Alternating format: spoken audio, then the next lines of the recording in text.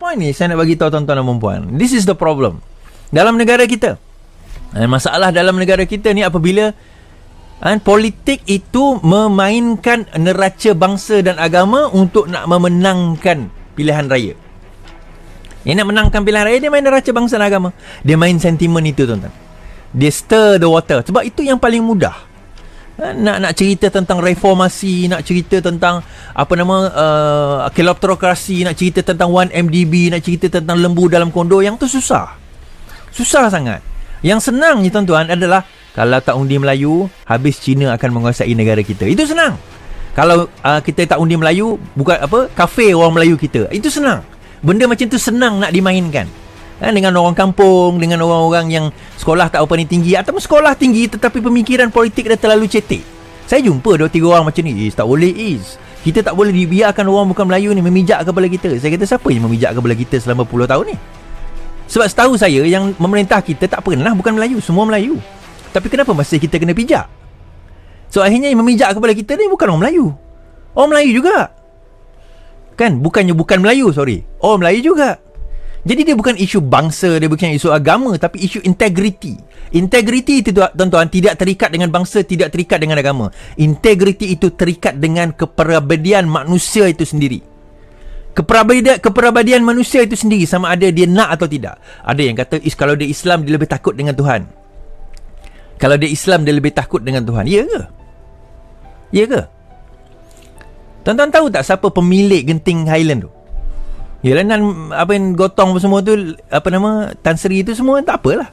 Itu tak ada dalam agama dia kata tak boleh dia berjudi kan? Tak. Saya nak tanya. Siapa dapat dana setiap tahun daripada genting Highland tu? Sehinggakan di atas bukit, di Kayangan itu ada pusat judi terbesar di Asia. Mungkin di Asia lah, saya tak tahulah. Diluluskan oleh siapa? Tanah milik siapa? Siapa pemerintah? Tanya sendiri. Jawab sendirilah. Kenapa nak marah saya? Itu bukan hakikat. Itu bukan fakta. Habis nak macam mana? Itu faktanya. Itu faktanya. Kena terima hakikat tersebut. Nak marah macam mana? Hakikat dan faktanya dia kat situ. Tuhan bagi kita akal untuk kita berfikir. Tuhan bagi kita akal ni untuk kita berfikir. Betul? So kalau kita tak boleh berfikir dengan akal kita, sebaliknya kita berfikir dengan emosi kita, kita berfikir dengan jiwa kita yang penuh dengan benci dan kebencian, maka akal kita tidak akan boleh berfungsi, tuan-tuan. Pokok benih yang ditanam dengan racun, dia tak akan jadi pokok tumbuh dengan segar dan mekarnya.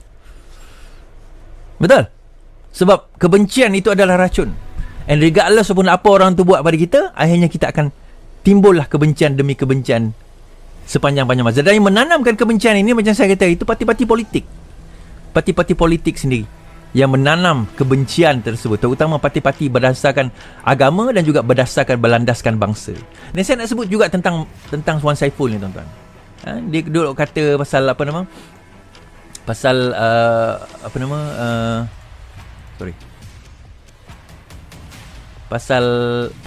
pasal Pakatan Harapan dahulu. Dia duduk kata pasal Pakatan Harapan kan. Ni saya nak baca.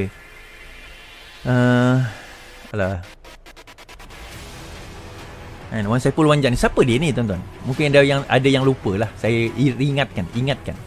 Wan Saiful Wan Jan ni adalah antara yang menulis manifesto Pakatan Harapan. Dia duk kutuk, kata Pakatan Harapan tidak menunaikan manifesto, tidak menunaikan janji. Dia yang kutuk baru-baru ni dalam surat khabar dia cakap siapa nak tengok boleh tengok sendiri, boleh Google sendirilah tentang dia yang kata demikian. Dia ni orang bersatu lah. Tetapi tahukah anda bahawa dia antara penulis manifesto tersebut? Kenapa saya kata demikian? Sebab saya teringat, saya pernah baca artikel tu.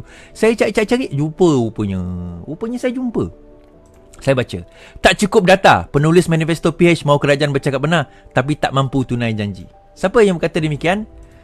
Wan Saiful Wan Jan, penulis manifesto, mengakui tidak cukup data ketika menulis janji-janji dan berharap kerajaan berani untuk bercakap benar kepada rakyat memandangkan terdapat manifesto yang menurutnya tidak mampu ditunaikan.